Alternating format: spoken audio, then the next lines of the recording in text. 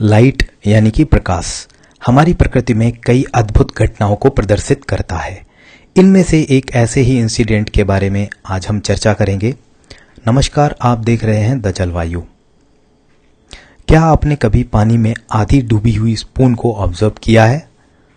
अगर हम ध्यान से देखें तो बाहर और अंदर के हिस्से में कोलिनियर अर्थात एक सीधी रेखा में नहीं दिखाई देते हैं। इसी तरह हम अपने आई विजन को करेक्ट करने के लिए स्पेशल स्फेरिकल या सिलिंड्रिकल ग्लासेस का यूज करते हैं।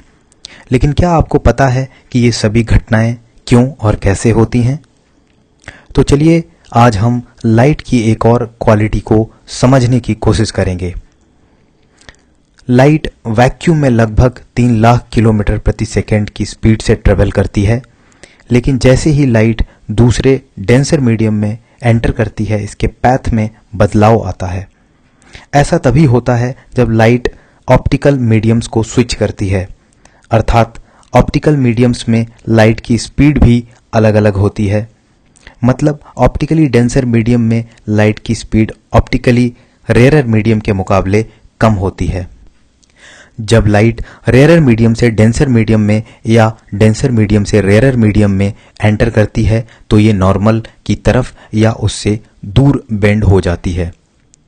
लाइट के इस बेंड होने की घटना को रिफ्रैक्शन ऑफ लाइट कहते हैं।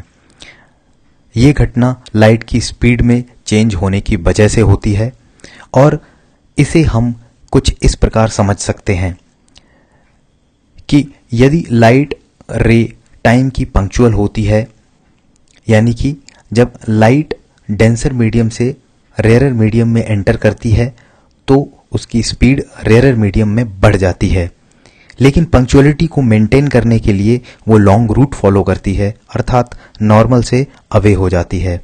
और इसके विपरीत जब लाइट रेयरर मीडियम से डेंसर मीडियम में एंटर करती है तो स्पीड कम होने की वजह से लाइट रे शॉर्ट रूट फॉलो करती है।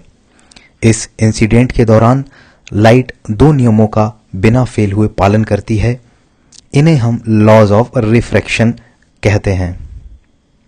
फर्स्ट लॉ कुछ इस प्रकार है कि इंसिडेंट रे, रिफ्रैक्टेड रे और नॉर्मल तीनों एक ही प्लेन में होते हैं, एक ही प्लेन में एग्जिस्ट करते हैं, अर्थात ये तीनों 2 डायमेंशनल प्लेन में ही रहेंगे।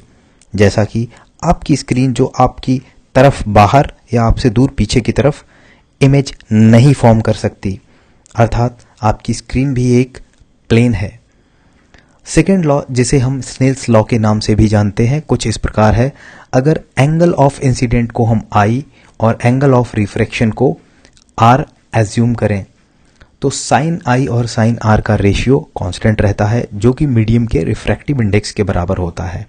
तो ये थी हमारी आज की द जलवायु कॉन्सेप्ट क्लास। आप देखते रहिए द जलवायु।